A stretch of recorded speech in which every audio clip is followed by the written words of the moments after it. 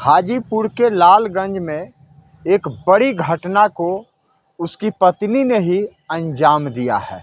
सबसे पहले दोनों में लड़ाई झगड़ा हुआ, उसके बाद उसे इतना मारी कि बेहोश हो गया और बेहोश होने के बाद उसको प्राइवेट पार्ट को काट दिया गया। इससे भी दिल नहीं भरा तो ईंटा से कूच करके उसकी हत्या कर दी। हमारे साथ पटना हाई कोर्ट के वकील हैं बीके कात्यायन। बीके कात्यायन जी, इस घटना को कैसे आप देखते हैं? देखिए, बहुत दुर्भाग्यपूर्ण और बहुत गंभीर मामला है, चूँकि हमने भी देखा है। और ये जो सब कुछ हुआ है वो सब ये हुआ कि एक्स्ट्रा मैरिटल अफेयर था लड़की का, उसकी पत्नी का किसी के साथ अफेयर था। बातचीत कर रही थी, घर हस्बैंड आता है, उसके बाद उसकी जो बातचीत है वो पकड़ा जाता है। पकड़ाने के बाद दोनों में लड़ाई होती है और लड़ाई के दौरान होता है कि उसका प्राइवेट पार्ट पे हमला किया जाता है, प्राइवेट पार्ट को कट किया जाता है। उसके बाद उतना ही तक वो नहीं रुकती है, उसके बाद बगल में रखा हुआ ईंटा से उसका सर कुचल दिया जाता है, सर पे मारा जाता है। एक नहीं कि कई बार उस पर चोट किया जाता है। इस चोट के कारण होता है कि स्पॉट डेथ हो जाता है, हॉस्पिटल ले जाया जाता है, वहाँ पे उसको मृत्यु घोषित कर दिया जाता है। तो सिंपल सा समझ लीजिए ना कि ये जो इस तरह का जो घटना है कि ज़्यादातर जो वाइफ और हस्बैंड के बीच में इस तरह की लड़ाई होती है, इस तरह के प्राइवेट पार्ट में हमला होता है, इस तरह के जो बात है कि मर्डर तक पहुंच जाता है। सिंपल सा समझ लीजिए, एक्स्ट्रा मैरिटल अफेयर में ही सारे मामले होते हैं। हम लोग कोर्ट में हैं, कोर्ट में चूँकि देख रहे हैं जितने भी आजकल हत्या हो रही है, ठीक है ना, तो ज़मीन का मामला जो है तो कि पहले से तो अब कम गया है। अब जो मामले बढ़े हैं जिसमें है कि गर्लफ्रेंड है अपनी बॉयफ्रेंड को हत्या कर देता है, बॉयफ्रेंड है अपनी गर्लफ्रेंड की हत्या कर देता है, तो आदमी का जो इंसानियत जो है ना कि वो ख़त्म हो चुका है। और सिंपल सा समझ लीजिए जितने भी सारी इस तरह की हत्याएं हो रही है वो प्रेम प्रसंग में हो रही है, जो हमारे समाज के लिए, हमारे देश के लिए, हमारे कानून व्यवस्था के लिए बहुत चुनौतीपूर्ण है और बहुत ही जो कहा जाता है ना कि दुर्भाग्यपूर्ण और बहुत ही गंभीर बात है। सिंपल सा समझ लीजिए, इस तरह की घटना को आप रेयर एंड रेयरेस्ट जो केस कहा जाता है आप उसमें फॉल कर सकते हैं, उसमें इसको रख सकते हैं और वही हुआ भी। अच्छा, ये बताइए कि इसमें सज़ा कितनी साल का है? सज़ा क्या, अब तो मर्डर हो चुका है। तो देखिए कि अगर प्राइवेट पार्ट ही तक बात सीमित रहता तब अलग बात है।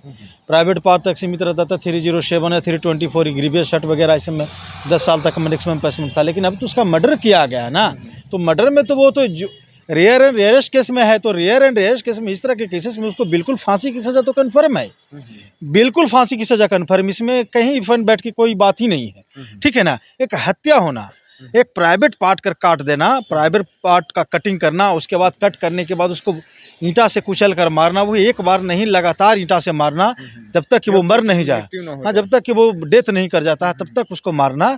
और वो कितनी जो होता है ना कि कितनी जो होता है कि अग्रेसिव तरीके से उसको मारा गया है, चीज़ों को आप देख सकते हैं। तो आप समझ लीजिए कि फांसी की सज़ा तो तय है, ऐसा नहीं है कि लेडीज़ है तो उम्र कैद में हो जाएगा, नहीं, फांसी की सज़ा तय है। और आप देख लीजिएगा अदालत से उसको फांसी के सिवा कोई बचा ही नहीं सकता है, कोई नहीं बचा सकता है, फांसी की सज़ा उसको मिलना ही है। अच्छा, उसकी ये 3 बच्ची भी है, तो वो कभी सोची नहीं वो महिला कि हाँ, हम इसके हत्या कर देंगे तो हम कहाँ रहेंगे, कैसे रहेंगे, या मेरी बच्ची? देखिए, इतना सोचती, अगर इतना होता, इतना अगर अंदर उसके अंदर प्यार होता, मोहब्बत होता, इंसानियत होती, तब ये बात ही नहीं होती।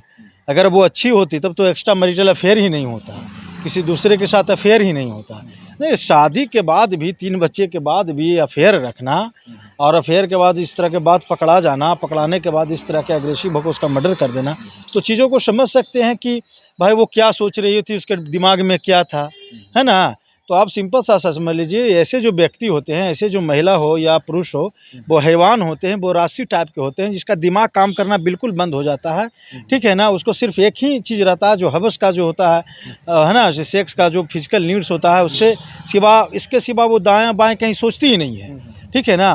तो इसी सब में इस तरह की बात हुआ और ऐसे लगातार घटना हो रही है सर। ऐसे पूरे भारत में आप देखिएगा तो रोज़ाना इस तरह के घटना हो रहा है, कभी बॉयफ्रेंड, कभी गर्लफ्रेंड, पति पत्नी, एक्स्ट्रा मैरिटल में जो भी इस तरह के मामले हो रहे हैं वो लगातार बढ़ते जा रहे हैं। तो बहुत बड़ी एक बात होती है और ये बहुत गंभीर बात है, ये सब के लिए गंभीर बात है। ऐसे महिला या ऐसे जेंट्स को क्या कहना चाहेंगे? क्या कहना चाहेंगे कि सहना तो यही सिंपल सा है कि आपको ऐसे चीज़ों से बचना चाहिए। आप पहले क्या था नहीं था एक अलग बात होती है।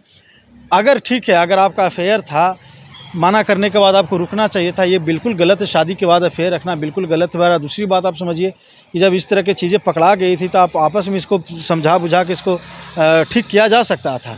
आप किसी का मर्डर कर देते हैं तो आप समझ लीजिए कि आप अपने साथ साथ पूरे परिवार की बदनामी तो होती है, किसी का जीवन तो आप ख़त्म कर दिए। उनके अब उसके पास जो 3 बच्चा है, वो बच्चा क्या करेगी? वो बच्चा भी अब तो सड़क पे आ जाएगा ना, उसको कौन खिलाएगा, कौन पिलाएगा, उसका शिक्षा दीक्षा मेडिकल कौन देखेगा? तो ऐसे चीज़ों से लोगों को बचना चाहिए, कानून को बिल्कुल हाथ में नहीं लेना चाहिए। हाँ ठीक है, अगर एक्स्ट्रा मैरिटल अफेयर आप नहीं रहना चाहिए हस्बैंड के पास, आप जाइए तलाक लीजिए, तलाक लेके आप रहिए, ठीक है ना, आप फ्री हैं, इसके लिए आपको कोई रोक नहीं रखा है। लेकिन आपको मर्डर करना, कानून हाथ में लेना, किसी का प्राइवेट पार्ट कर देना, हमला करना, ये बिल्कुल सही नहीं है। और ऐसा करेंगे तो फिर तो आप जेल की सलाखे के पीछे आप जाएंगे। यानी कि न वो कानून को मानी, न वो पंचायत को मानी और न ही वो अदालत को मानी, सबको अपने हाँ हाथ तो में उसका लेकर हश्र, के वो बिल्कुल, तो काम उसका हश्र तो हुआ है ना। अब उस कौन भुगतेगा?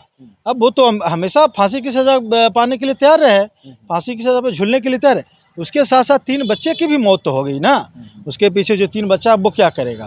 तो एक व्यक्ति अगर कोई कांड करता है तो सिर्फ वही बर्बाद नहीं होता है, उसके पीछे है कि पूरा होल फैमिली बर्बाद होता है।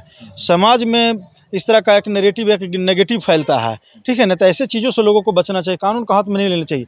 अगर है आप नहीं रहना चाहते हैं, तलाक दे दीजिए, चले जाइए। तलाक दे। तो देखिए, इस तरह की अगर घटना होती है तो आप कानून का सहारा लीजिए, पुलिस प्रशासन है, अदालत है, न्यायालय है, और आप जा करके वहाँ पर तलाक ले लीजिए। लेकिन कानून को अगर हाथ में लीजिएगा तो आप लोग का भी यही हश्र होगा। आप देख रहे थे लाइव मीडिया न्यूज़। वीडियो अच्छा लगा हो तो ज़्यादा से ज़्यादा शेयर कीजिए। धन्यवाद।